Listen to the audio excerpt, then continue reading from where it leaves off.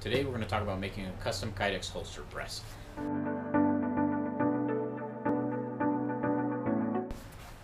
First thing you need to do is you figure out what type of foam you're going to be pressing your Kydex holster in.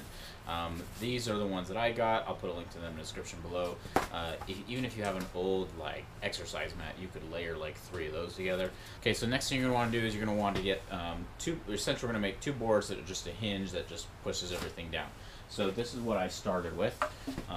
So what I've done is I cut just a piece of MDF that I had lying around, and then it's the size to where this fits right in there, and then the height is so these stack up right at the top of that board right there, and then I have another one, and then another piece of MDF is going to go right here. I'm going to put hinges on it, so let's go do that.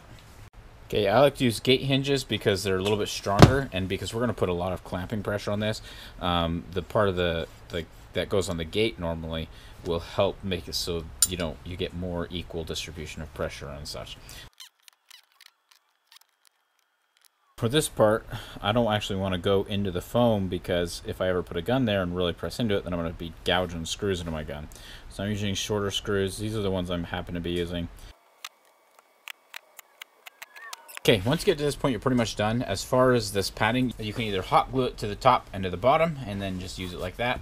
The only downside of that is then you can't use both sides if one side starts to get beat up. So I'm personally not going to hot glue it. I'll just put it down here and then, smash it like that.